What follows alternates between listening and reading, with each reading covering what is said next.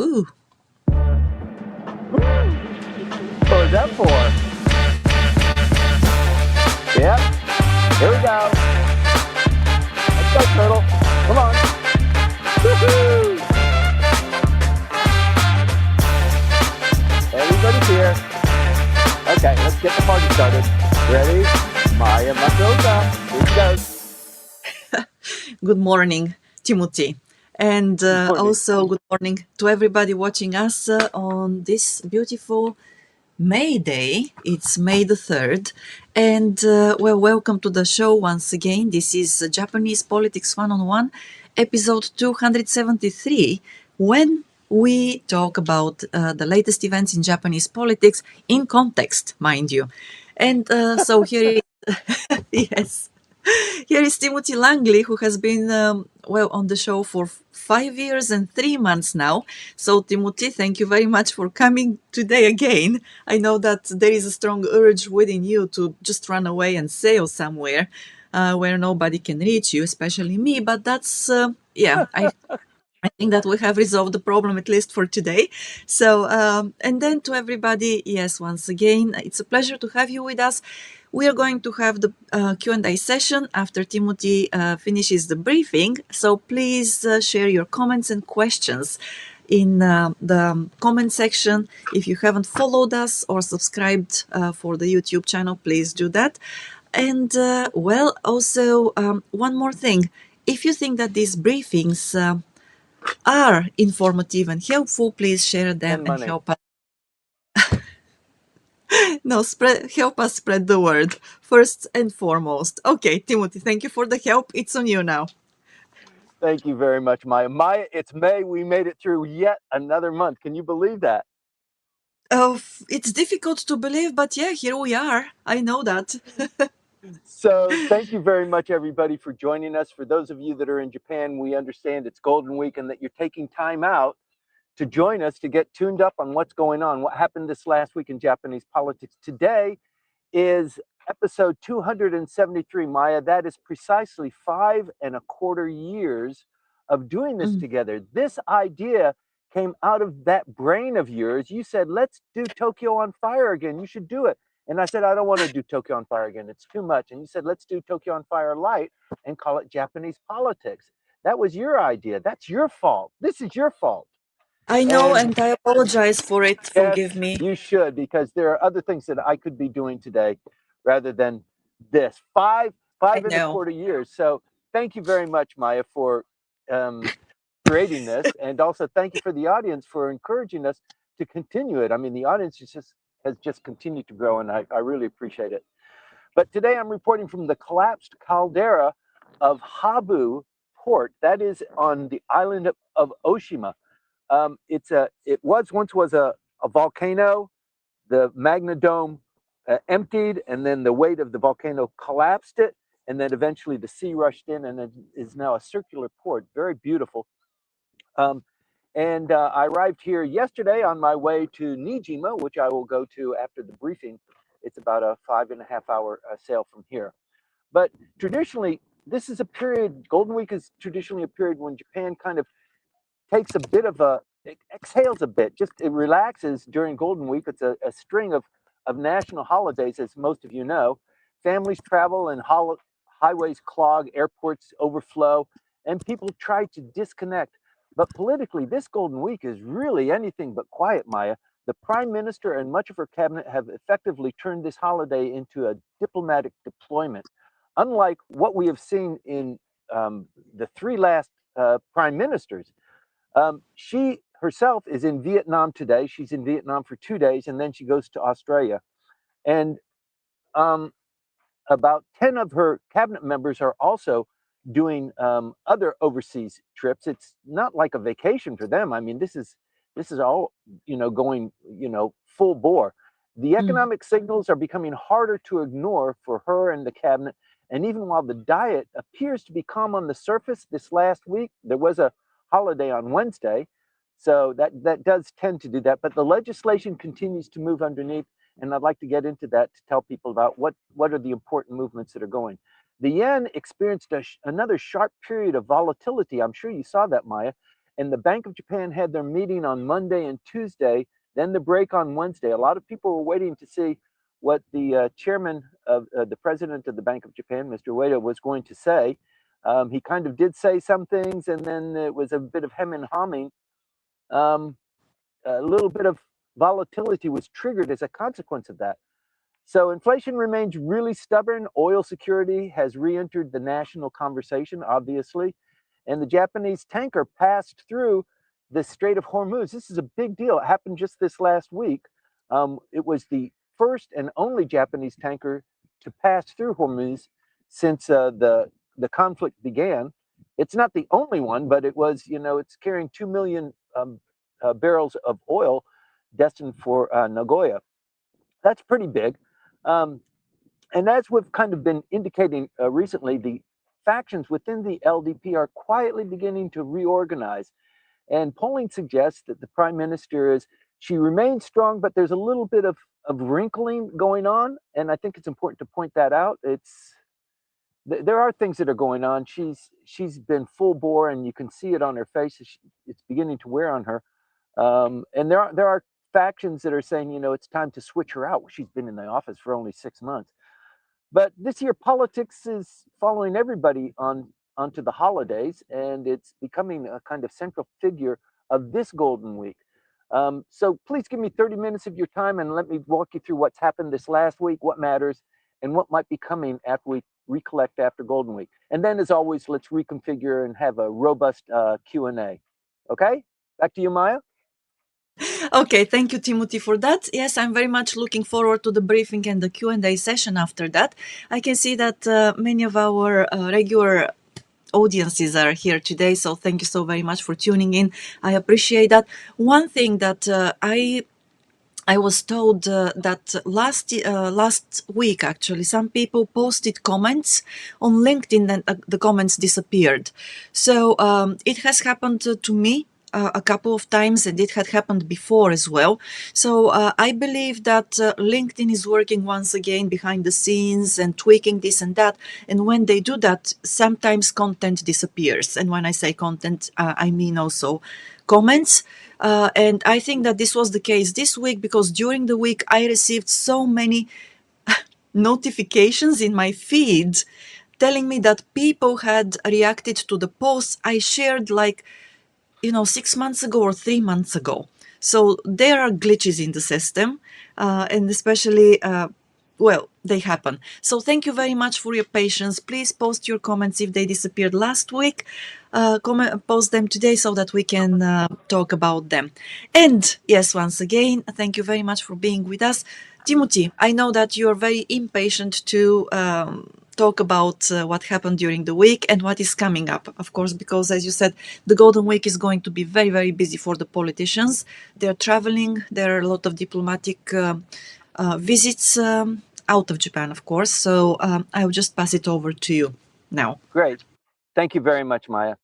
So everybody knows the prime minister is in Vietnam. She's there. Vietnam is an interesting country for Japan. It is a communist country, but it's pretty central to Japan's strategic positioning in Asia. She spends 2 days there, and it is anticipated that she's going to give a policy speech at the university and then move on to Australia. There's a lot going on in Australia, but before that happens, let's talk about what happened this last week. It was a 4-day work week. We had our briefing on Sunday. Monday, Tuesday were work days. Generally speaking, I don't know if you know this or not, but the upper house meets on Monday and Wednesday, the plenary sessions for them. And then Tuesdays and Thursdays are reserved for the lower house. That means Wednesday was smack dab in the middle of the week. So there was meetings within the lower house, and legislation was discussed. But in the middle of the week was a Showa Day. It was the day 100th anniversary of the Showa period, and the Prime Minister took time out to give 2 policy speeches. She went to Rengo's May Day labor gathering, which is important. Rengo is the Association of Labor Unions throughout the entire country. And it's a powerful force, and it is the darling of the Democratic Party for the People. The Democratic Party for the People, you'll remember, is led by Mr. Tamaki, and he is very tight with labor. So her going there, she wasn't the first. Mr. Kishida did that. Mr. Kishida kind of broke the mold and made his a policy speech with Rengo when he was prime minister. And she's following that because it does make a difference to her cozying up and also being a little bit more friendly to the Democratic Party for the People. That was a major labor gathering, and it precipitated ceremonies marking the 10th anniversary of the Showa, or the 100th anniversary of the Showa era. But the other interesting thing was she had the Showa Day ceremony that she joined, talking about Japan's heritage, Japan's rebuilding after the war and the Showa. That all happened in the Showa era, and her reflection on the past and the future and how Japan has been building itself is kind of, anchors of her personality and her administration. There is a traditionalism there. There is a kind of a reflection on the past and how we can get back to where we once were, and it generated a lot of interest. I think it was the right thing for her to do. And the pairing is important from Rengo and also the Showa Day ceremonies, because it's uh, on one appearance, it's directed towards wages and labor stability, economic continuity, and the other leaned towards a national identity and resilience and a historical continuity, which is kind of the hallmark of her administration. So this increasingly shows us how she is going to govern. Conservative symbolism paired with pragmatic economics.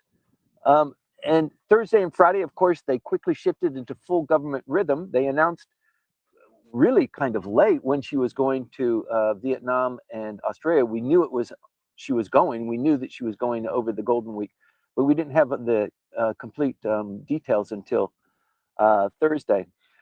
And also the announcement of the cabinet ministers' meeting. The diplomatic schedules accelerated quickly. The Golden Week will really be something of a kind of watermark for Japan, expressing its policy.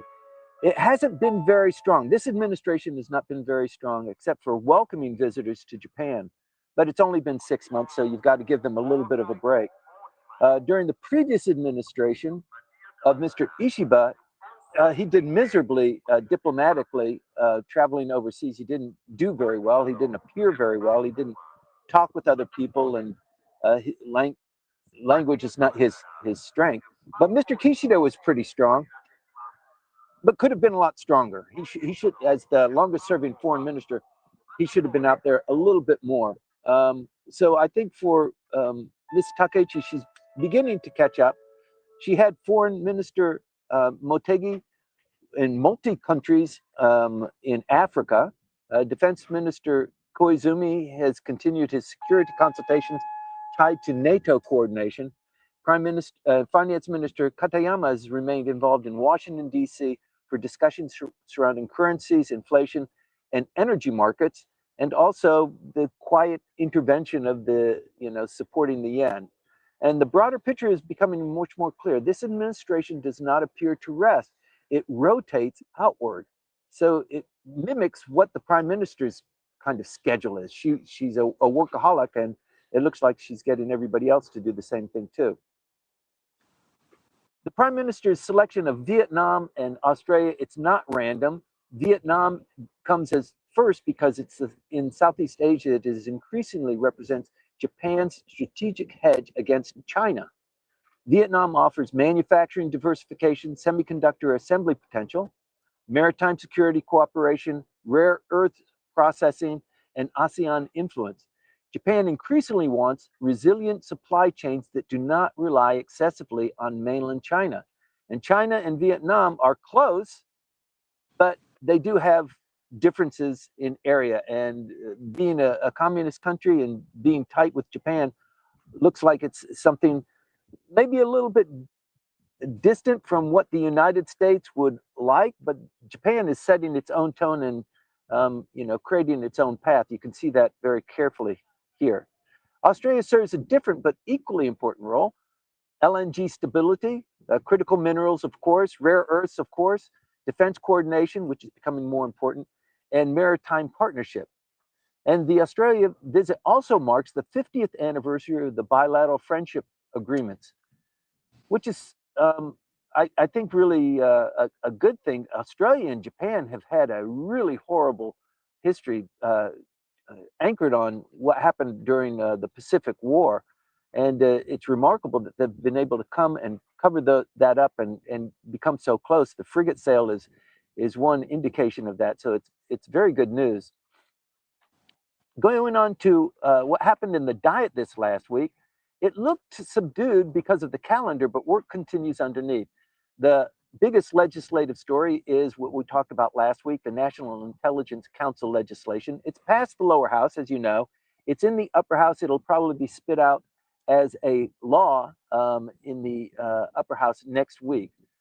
Japan historically spreads intelligence functions across various ministries, as it did with the digital signature as well.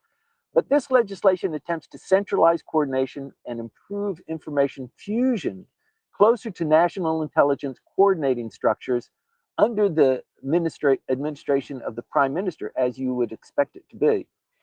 Health insurance reforms also continue moving quietly through committees. They've got a couple of bills for making more drugs available over the counter and also allowing for certain drugs to be over the counter and the prices that are included in that. But the committees are really preparing for what comes next. The Golden Week has kind of been targeted from the beginning of the administration as a kind of a transition period. So you can see that things are building up to Golden Week, and the Prime Minister actually said it herself. She's not going to be touching the subsidies. She's not going to be removing them or increasing them, even in light of the Hormuz situation, until after Golden Week. And she has made a couple of moves that solidify that. But I think the Golden Week kind of break is just a pause. Intelligence legislation will be finalized. There'll be a supplemental budget debate. There is a supplemental budget debate right now that because of the Hormuz situation, Japan needs to shore up the finances. It's continue subsidizing oil imports and also maybe putting some restrictions on use. There's a Social Security funding. There's consumption tax discussion. The Prime Minister wants consumption tax reduced to zero. She's getting a lot of pushback there. And they came up, one of the arguments was it's so difficult to calibrate the registers, and that's going to take 6 months, and we can't do that. So it's people just don't want it to happen. The bean counters do not want that sort of thing to happen. There's also a lot of constitutional positioning that's going on and electoral reform negotiations, not to mention constitutional reform. So the Diet's not asleep, it's not resting, it's just taking breaths in between. So the yen, I'd like to talk a little bit about the yen because the yen went to 156. It closed on Friday at 156. That's remarkable. It's not really a simple currency story that we're talking about here. So the Bank of Japan met on Monday and Tuesday. They had a little bit of a discussion there, and markets initially interpreted the meeting as a bit hawkish because 3 board members, there are 9 board members when they have these discussions, 3 of them supported a rate increase. And that kind of indicates that it's not a majority, but 3 of them voiced their opinion strongly. And that means that the cracks are beginning to show, and eventually, maybe in June, there will be an announcement there. That should have strengthened the yen when there was 3 of them, but Governor Ueda actually complicated matters by kind of powwowing it and poo-hooing it, and avoiding a firm signal about future hikes. And the markets really dislike ambiguity, and that's what that provided. So the result was, in fact, volatility. So the important takeaway here is that there's uncertainty in the market, even though the yen closed Friday strong. it's going to come back on Thursday. So this Golden Week will go Monday, Tuesday, Wednesday, and then the markets begin again on Thursday. So keep your eye on that. Thursday and Friday should be interesting and a day to watch. So even though 156 is maybe uncomfortable, 160 is really becomes very political, as we've seen these last couple of weeks. So I'd like to move on to the inflation. Inflation is now becoming pretty much a new political problem. Japan has spent decades in the past worrying about deflation, and now it's not deflation anymore. It's inflation, and inflation has embedded itself in daily life, in food, energy, transport, imported goods.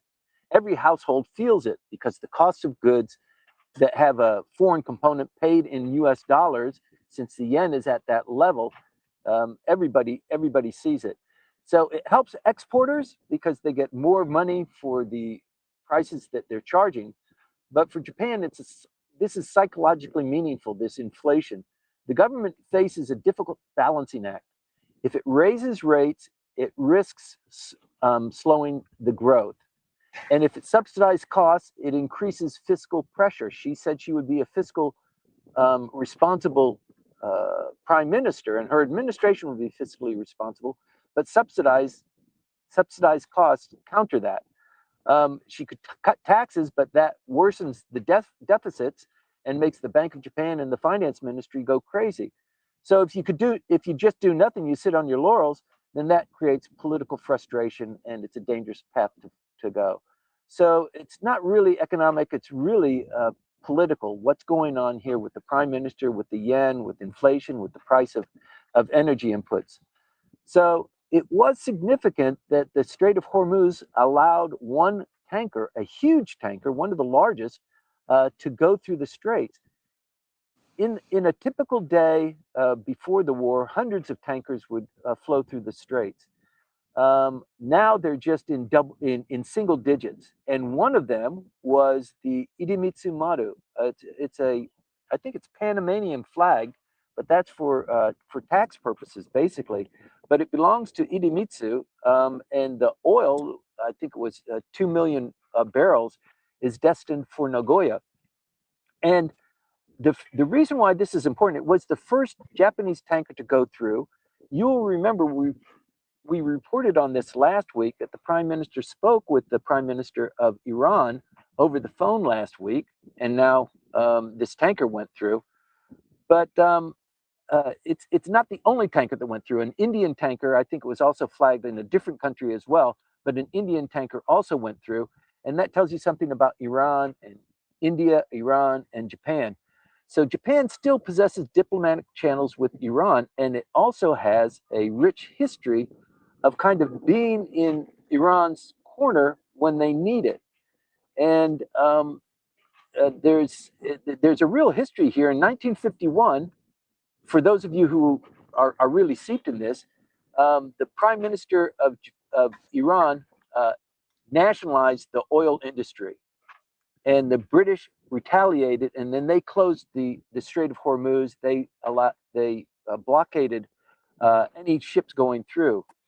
And Japan was able, after negotiations in 1953, to have the Nisho Maru released from Iran through the Straits, even though it had a British blockade, and come to Japan. This is a big deal that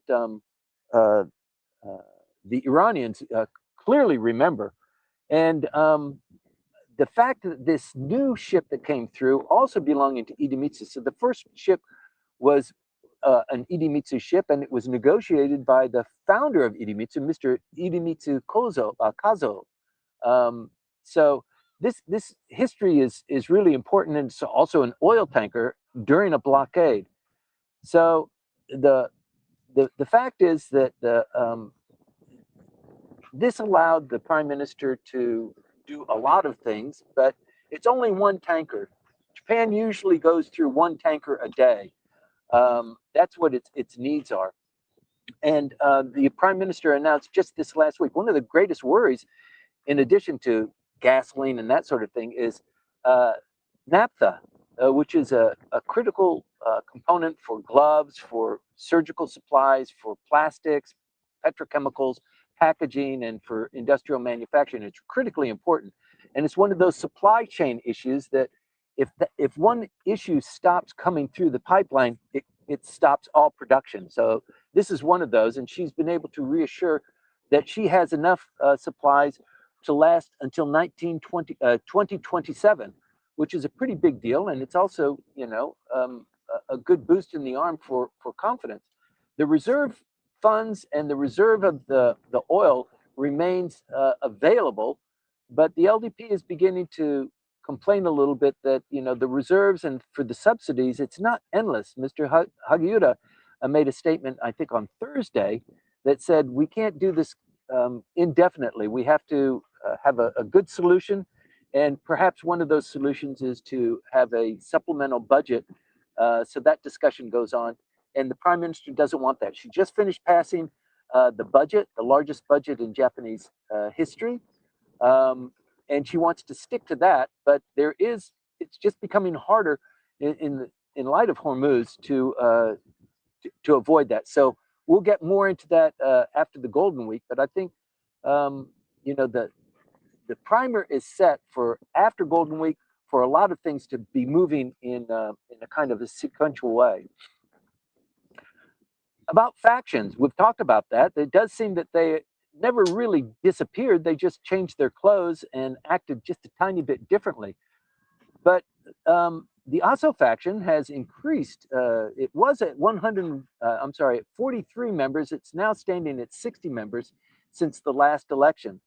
And the former Nikai was also another faction. It was one of the first to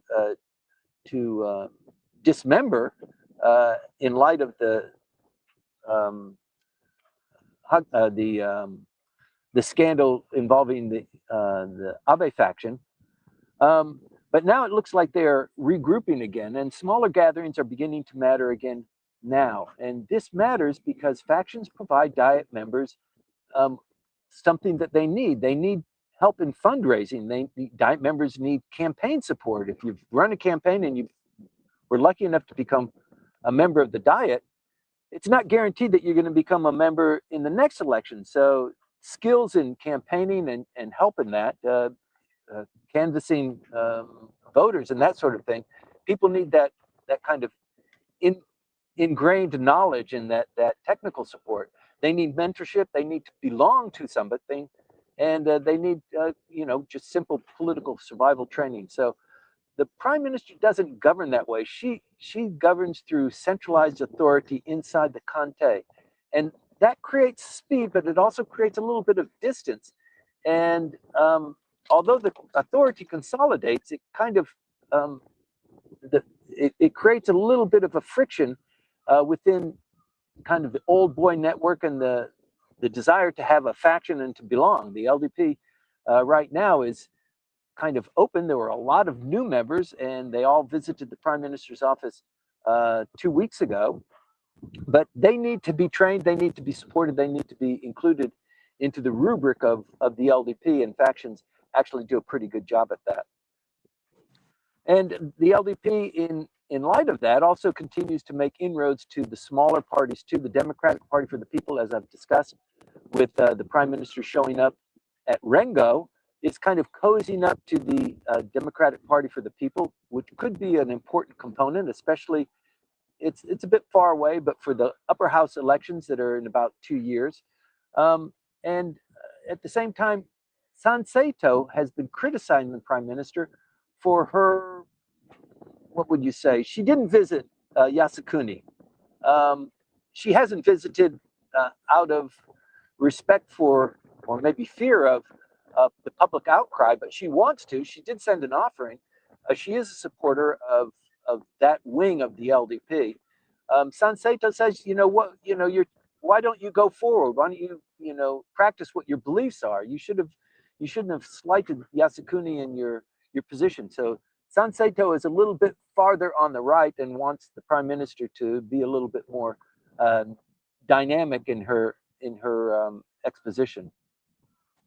But the The polling is also strong for the prime minister. She's still remaining high, but the texture of the support is changing a little bit. It's not so much. It's kind of the enthusiasm is just beginning to wane a little bit. She's been there for 6 months, and the kind of the polls that were conducted recently didn't support her as strongly as they did when she became prime minister. Um, a lot of the comments were, then she's better than the alternatives, so that's why I like her, rather than she's a woman or she's independent and she's fiscally responsible and she represents Japan much better than the other candidates, that sort of thing. The signaling shows a kind of a cooling of the emotional intensity. That's what is going on here. For men, the support rating dropped pretty significantly, probably from about 70% to around 62%, but she still remains strong among younger working age voters. The older voters seem to be a little bit more cautious and a little bit more strict. The people over 70 years old, in particular, are becoming calm and kind of like, I don't know if she's the right prime minister for us. That kind of discussion is going on. So it's in the public is supportive, but it's beginning to show a little bit of cracks. This matters because constitutional revision is on the blocks. Security policy should be passed. Tax reform is going to require the public support, and arms exports, which you would think is going to generate a lot of controversy, is actually going on pretty quietly. So her report remains strong. It's just that the expectations seem to be changing. I'd like to close up today to talk about, since we're in Golden Week, the number of visitors in Japan from foreign countries, but also domestically. What does the outbound tourism look like? Japanese people, are they going outbound? Are they visiting other places, or are they just doing domestic travel? So according to the statistics that are available just earlier this month, roughly 500,000 Japanese are expected to travel overseas during Golden Week. That's an 8.5 increase over last year. That's surprising, isn't it? For a country that remains cautious about outbound travel for years in the pandemic, and then confronted with inflation and the weak currency, this is pretty meaningful. Average overseas spending of these individuals, maybe 570,000 people, is projected to rise slightly to about 330,000 yen per person. So that's up only maybe 2.2% from the year earlier. So that tells us something, that Japan, despite the weak yen, that Japanese households are still prioritizing travel, but they're choosing it very carefully. And the Japanese are typically going to Asia, South Korea, Taiwan, China, and Southeast Asia hubs such as Thailand and Vietnam occupy 60% of the travel. And these destinations are shorter flights, they're manageable costs, and there is a degree of familiarity there. Less so the United States and European countries, because they're a little bit longer, a little bit more expensive perhaps. And also the airfares begin to be inflated, and there are fuel surcharges. And the weekend also makes this a little bit difficult. But let's talk about domestic travel.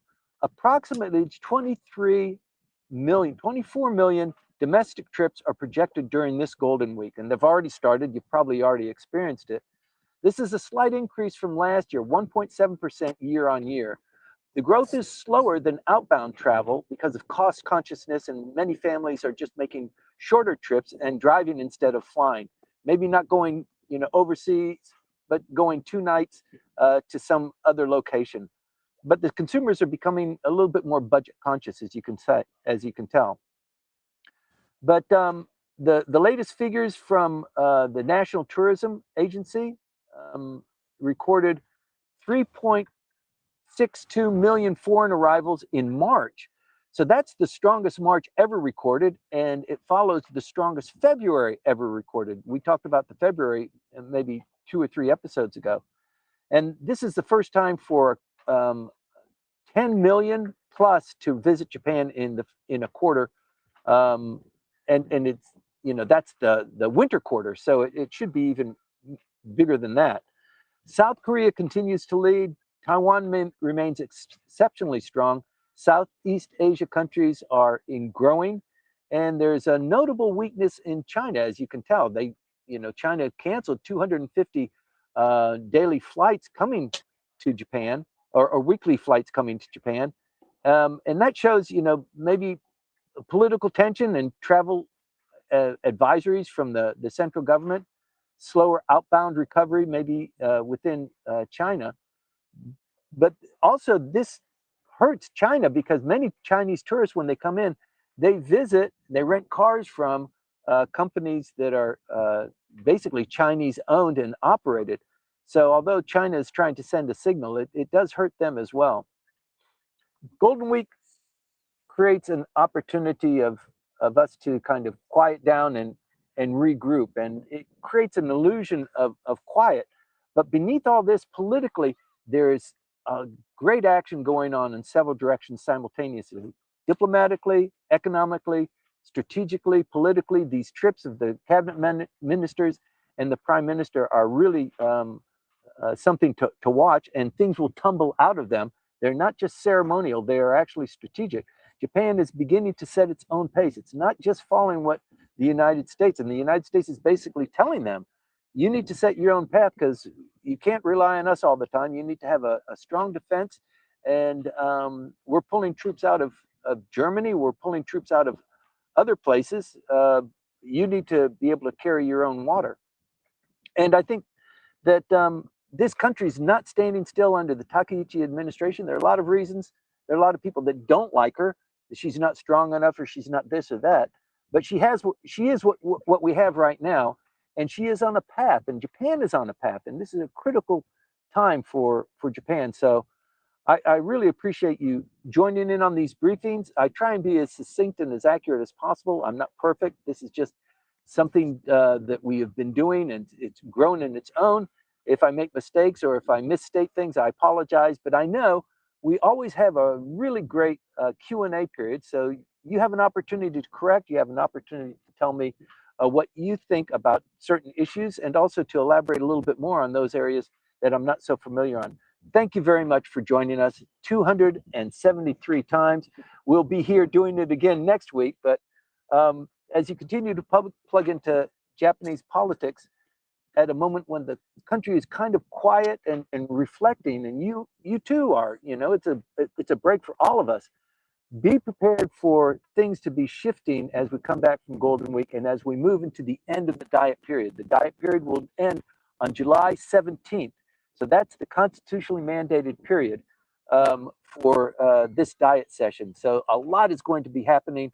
And if there's going to be movement, it usually is in the last quarter of the diet session. So stay tuned to that. So with that, let me turn it back over to Maya. Let's get into the Q&A period. Maya? Right. Okay. Just give me a second to get you. You're Okay. just finishing your cigarette? Absolutely. And my morning cocktail, Yes. All right. It's the Golden Week after all. So, yes. Yes. Okay. So, thank you very much, Timothy, for that. And we're moving to the Q&A session, of course, to everybody watching us who joined us a little bit later than the beginning. Which started at 8:20. So please let us know that you have been here by sharing your thoughts.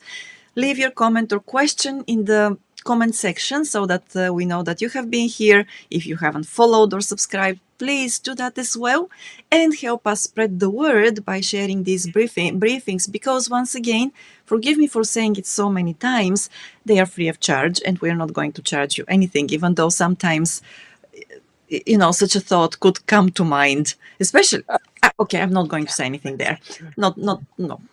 All right. So well, everybody, I believe, knows that the first questions this morning came from the United States. That's close to, I think that's Washington DC, right, Byron?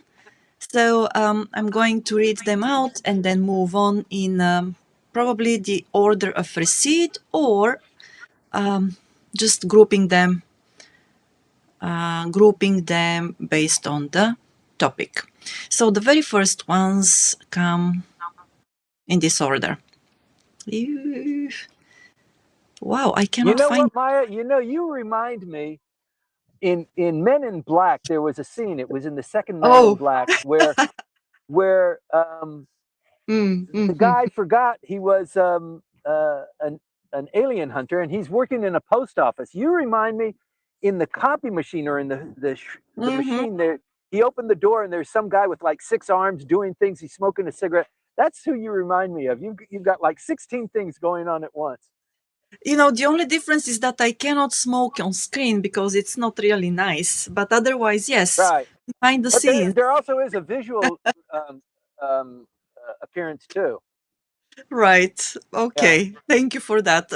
No, that's a good image. All right. So the first one, Japanese government leadership has been very active with laser focus on energy and other resource-rich countries. Uh, Prime Minister Takaichi has been to Australia and Vietnam, then Foreign Minister Motegi to Angola, and the Yep. LDP Policy Research Chief Kobayashi to Nigeria. MAFF Minister Suzuki to Malaysia, and former METI Minister Nishimura to Kazakhstan, etc., etc. So we all must commend such laser focus coupled with months of storage that has encouraged that Japan is not facing shortages on the energy front due to Hormuz. Further, Japan has sold dollars in close consultation with the US Treasury, and Finance Minister Katayama deserves credit for strengthening the yen. Wouldn't you agree, Timothy? This is the question. Yes. Thank you. That was a very astute observation.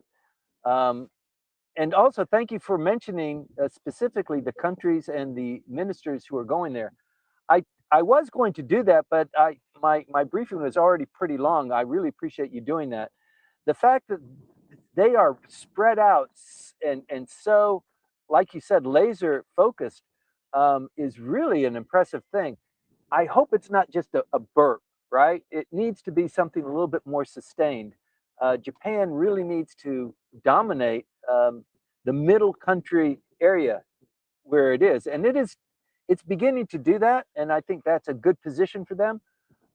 You've got the superpowers that are going to be doing their thing, but there is a range there. NATO is beginning to fall apart, and I think this um, quality of mid-range countries is really important. And as I said about the Hormuz and the Nishomaru and the Idemitsu tanker, Japan really has depth in being that kind of role model. It just has never asserted it, and I think the future holds promise for Japan in that area. So yeah, a great point, Byron. All right, thank you for that. And we have a comment from Hiroko-san that disappeared last week, so I couldn't feed it to you. So she says it is related to, once again, energy and the energy crisis.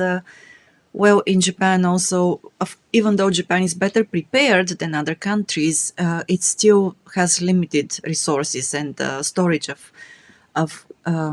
oil. So she said, I'm reposting my question from last week.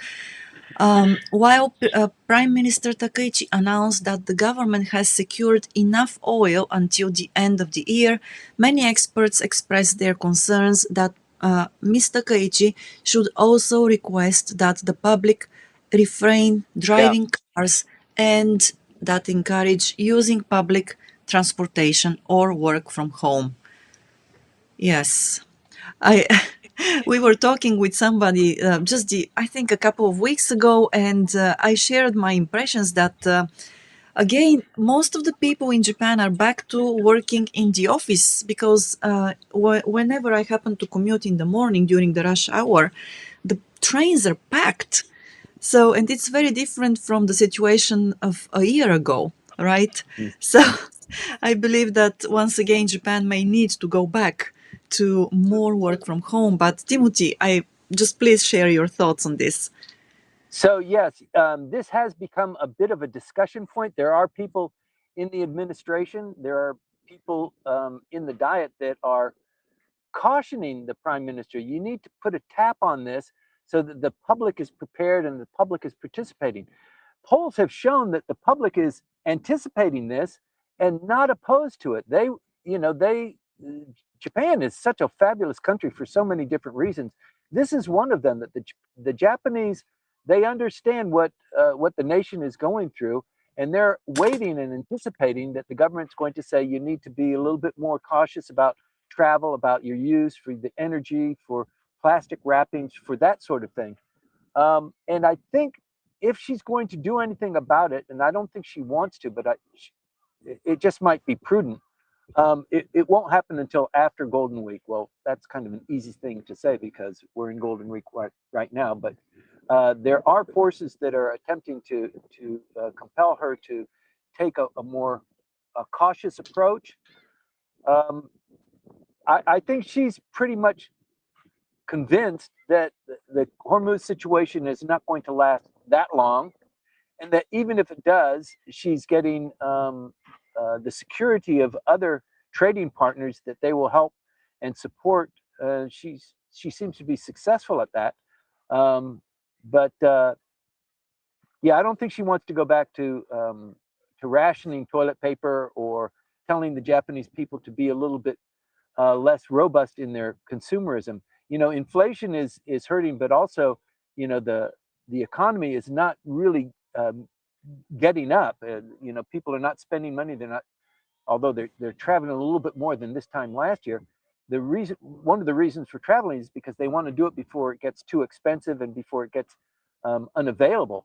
So there's that. So there is anticipation in the market.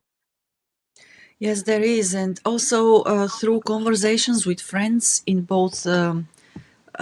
That's the business and Kasumi Gaseki. It seems that the struggle is real because the government and also the ministries there, they're doing everything possible to, let's say, how can I put it, to suppress, it's not a good word, but the panic among private businesses and companies that need resources to produce their products. Yeah.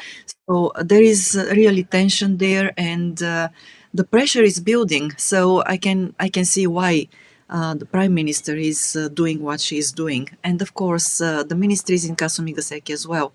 So thank you for this comment and the question. So we continue. There is another question. Just a moment. Oh, here is a continuation, basically another follow-up by Hiroku-san. She says, I think it's because the two major airlines announced that the fuel surcharge will increase for tickets used from May. Also, many people book their Golden Week trips far in advance, Yeah. so they had already made reservations and completed payment before the situation in Iran began. Yes, very, very much so. Yes, thank you very much for the comments, Hiroku-san. All right, and then another one. Also, Prime Minister Takaichi, she met with Rengo, right? She attended the Rengo convention, and Hiroku-san is asking, so what was the purpose of that attendance, of Prime Minister Takaichi's attendance at the Rengo event on May 1st? Is it to improve the relationship with Rengo, or is it to maintain a political channel with the DPFP, that's the Democratic Party for the People, Mr. Tamaki's party? What are your thoughts, Timothy? I think it's very simply stated. It's for voters. You know, it's for her to shore up the voting base for the LDP. The LDP does not want to be seen as or perceived as distant from the workers of the country, and Rengo represents the workers. Um, the Association of Labor Unions is dominated, and they give a lot of money to the Democratic Party for the People. Oh, all right. Apologies for this. Timothy dropped out, so hopefully he will come back. And then yes, once again, thank you very much. You can now actually see my room. Oh, that's not very tidy, but yeah. All right. Anyway, so thank you very much for this, and we continue as soon as Timothy comes back. I also wanted to say that yes, from Percival 3, who says. Oh no, that's forgive me. That's yes, Percival 3. There are massive car traffic jams again out of Tokyo, but it looks like the Golden Week is still booming, even though it is shorter, and the budget trips are shorter. There are still endless jams, maybe less expensive. Who knows really that? But yes, always in the beginning and at the end of the Golden Week, Tokyo, the roads going in and out of Tokyo are packed. There are quite a few highways, and there are traffic jams in which if you get stuck, you can sit there in the middle of the traffic jam for several hours. So it's important, if you're new to Japan, it's important to learn a little bit about that and also choose the time of traveling in and out of Tokyo carefully. Also, yes, Joseph, thank you so very much for the reassurance that Timothy was probably making me a compliment by comparing me to that character in that's the Man in Black. I take it as a compliment, even though the character is probably, well, the character is not human, of course, but anyway. So please allow me also to try and quote Timothy, because he may be talking into the camera without realizing that he has dropped out. Well, let's see how it goes there. Oh, here he is. Okay. Oof, thankfully. Yes. Okay. Timothy, thank you for coming back. I was not sure whether you would, but it's good to see you on screen again. Okay. You Thank you. ready? I'm not sure. I'm not sure exactly what happened. Well, it happens from time to time, but thankfully you're back. So let me continue with the questions. Okay. Okay, so we have a question from Andrew, and he says, is the Happy Science political party a serious force in politics?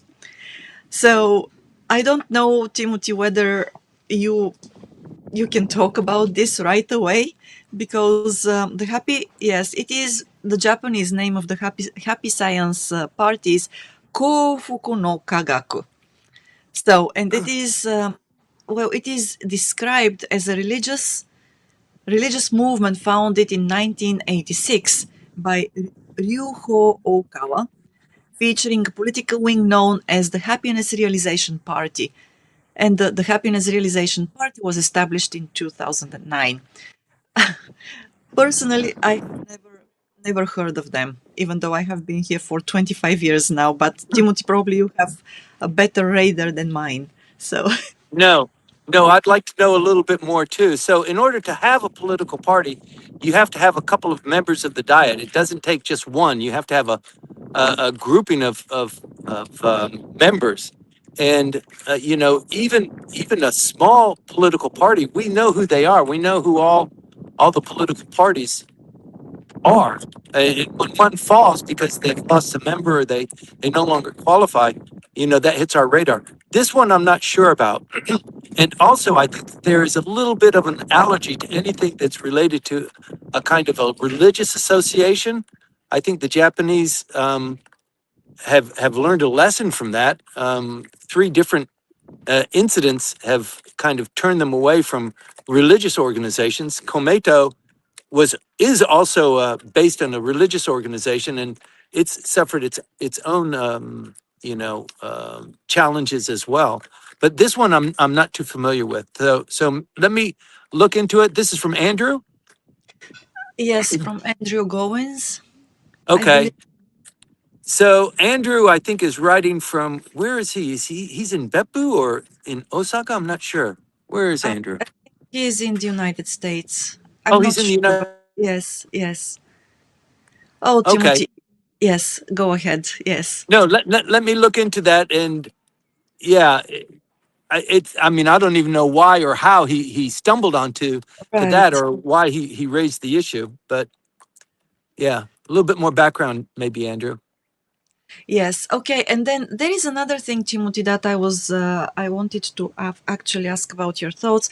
So we know that the government continues to issue visas for foreign workers in Japan, and we also know that the number of those people will continue to increase, because now it is double the number of several years ago.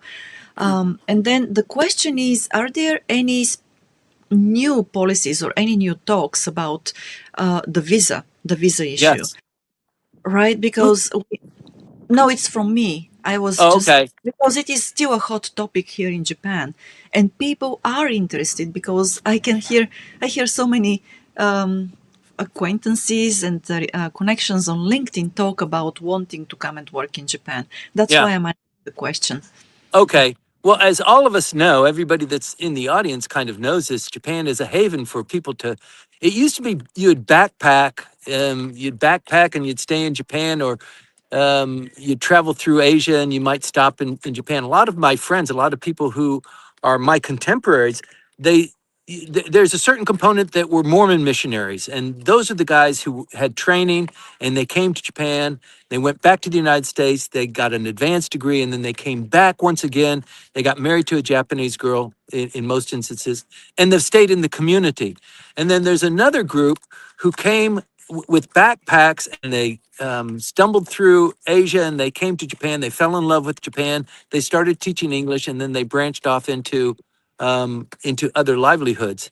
These days, there are a lot of digital nomads that have come in, lots of them. And Japan has a reputation of being relatively easy to come into the country. You can come in, you can get a working visa, you can start a company, you can launch your product, and you can begin to exercise, your business here. But there's been so many of these have failed, and a lot of the people that come in, uh, the, I mean, it was easy. Japan was easy. You don't need to really speak the language as long as you stay in Tokyo or maybe Osaka. Um, you can start a business and rent an apartment in most cases. It is still a little bit difficult, but I think it's created subsidiary problems in the business community and trouble with the foreigners and that sort of thing. And I think the Japanese are just tightening it up.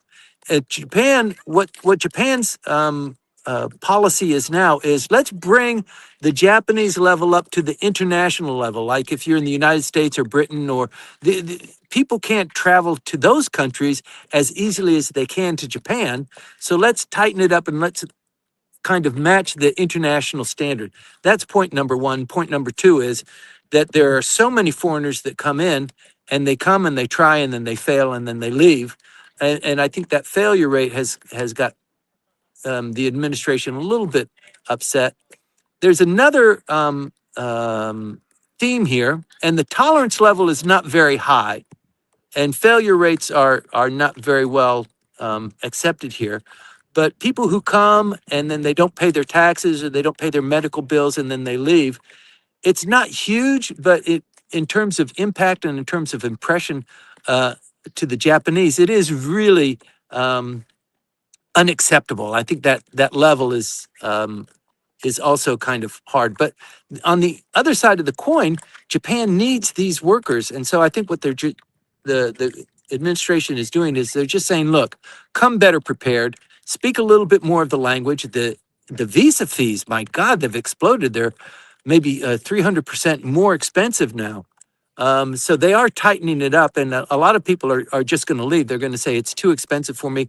I can't, in order to satisfy that visa, hire a Japanese staff to and increase my capital investment into the company. That's not part of the deal that I was pursuing here, and so I'm going to go someplace else. So I think that's part of it too. But you're going to see a tightening up on that, and a lot more criticism from the foreign community about Japan being a little bit more xenophobic, than earlier. Um, but I think it's just yeah, I think they're tightening their visa standards up, and most of the people who come on the work visas, like from Southeast Asia, because that's the vast majority. It's not from Europe; it's from Southeast Asia. They come in through these companies that train them and prepare their paperwork and stuff like that.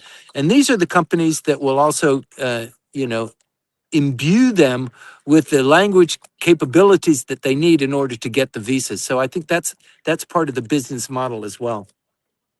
Right. Okay. Thank you for that. But still, I believe that, well, the government is very much aware of all those, I mean, voices, critical voices. And then, well, we'll see what happens. But I believe that Japan Well, will do what they think is the best for them.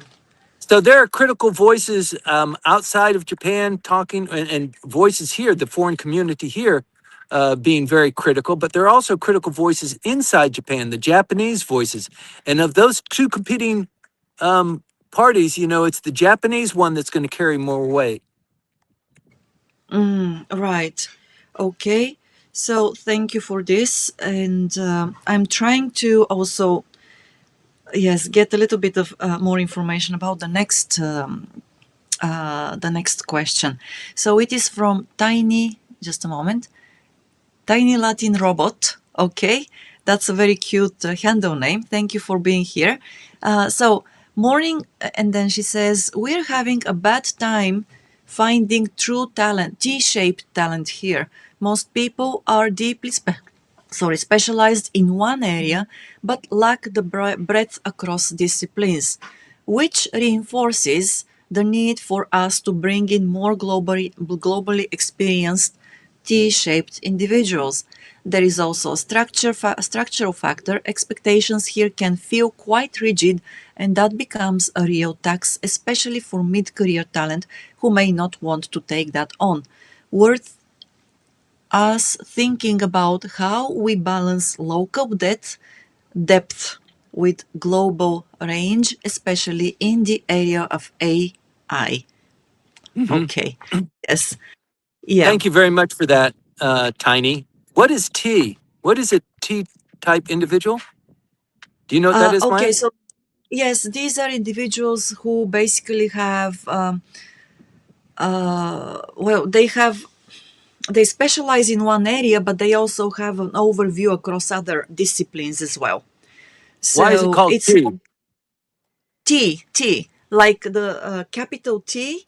So that's the specialize the area. The STEM is the area that they specialize in. Okay. Then the what's that? The horizontal bar is the overview of other disciplines as well.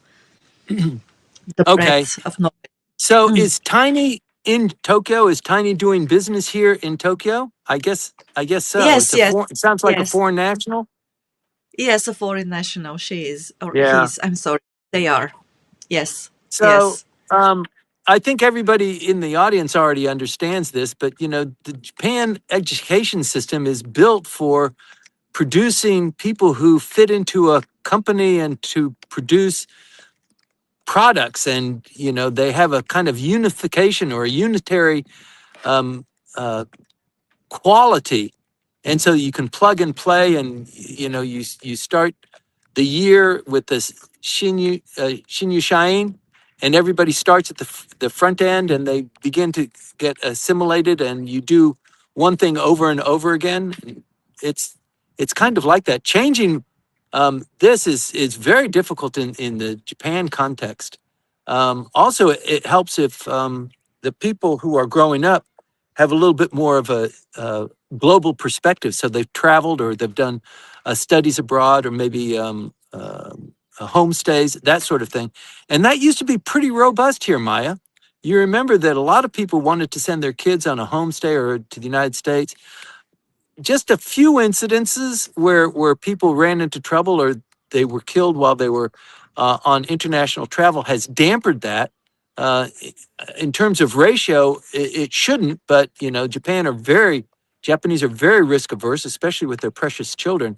So that is kind of diminished, and most Japanese kids now, they don't travel overseas. They don't aspire to have a graduate degree from another university. They've learned that there are demerits associated with that. It's better to stick with the pack, to you know, be consistent and grow with your group rather than kind of distinguish yourself as being somebody that's fluent in two languages and you traveled to France and you come back and now everybody is at one level and you've come in. You're still at the same age. You're still with the same cohort, but you're different, and so it's it's a psychological thing, but it's also very much a social thing as well. I understand the challenge and I understand the need that Tiny's talking about. I have no idea of what the solution could be. Right. And then the tiny Latin Latin robot. Sorry, yes. So they are saying that Timothy, this mindset is like our time at Apple, and it still is, can go wide and very deep. We need to help the kids know this is the future. Yeah. And yes, I would say though that the number of companies, though still very small, the companies that need such talent here and they accept such talent, though very small, the number is growing steadily because those companies realize that they can benefit from talent like that. And I have friends whose children, friends who are married to Japanese nationals, their children are, well, basically children of international marriages, and they have been able to find very specific jobs that are, that provide a lot of opportunities for growth because of who they are, because of their background. Once again, I have to say that the number of those companies is small, but it is growing gradually. So nothing is lost. I'm sure that when it starts happening on a broader scale, then everybody will notice it, but not at the moment. You really have to be very much into this or have friends whose children have benefited from their background. And then, yes, and also the tiny Latin robot says, need to give our kids third culture experience. Thank Yeah. you. I cannot agree more on that. Yes. All right. So, and then it looks like we have gone through most of the comments at least. And again, I apologize if I skip or miss some of the comments. It's not on purpose. Most of the time, they just come late to the platform which we use for the live streaming. So do not give up. Just stay with us. And again, thank you very much for being with us during the Golden Week. It was a pleasure once again to see Timothy on his boat with his crisp white shirt, that very stately looking, suit. It's a pleasure, Timothy, to have you on screen like that. Yes, Yeah. all of the other sailors that are surrounding me are very quizzical about what's going on this particular boat. Right. Yes, I can imagine that. All right. And then, so that's all for today. We are going to see you again next week at 8:20 in the morning on Sunday. And Timothy, you can see how happy he is that we are finishing. All right. So enjoy the Off to Golden Week. Nijima. Right. Off to Nijima. Wonderful. And Okay. And also, for those of you who are tuned in, if you do a Google search on Habu Port on the island of Oshima, usually they give you an aerial photograph. And if you look down, just below me is a huge sunken ship right here in the middle of the sunken caldera. So it's a very dramatic. And as the boat is shifted because of the wind, you can see that I'm surrounded by these cliffs, maybe 500 feet high. So it really does resemble the inside of a volcano. right. Yes. Yeah, it looks beautiful on screen. I'm sure that it's even more so in person. And to everybody who sent their best wishes to us, to Timothy and to me, thank you so very much Thank indeed. you. The best wishes for a wonderful Golden Week to all of you as well. And again, we'll see you next week. Have a great day and take care. You too, Timothy, stay on board. Thank you, Maya. Thank you for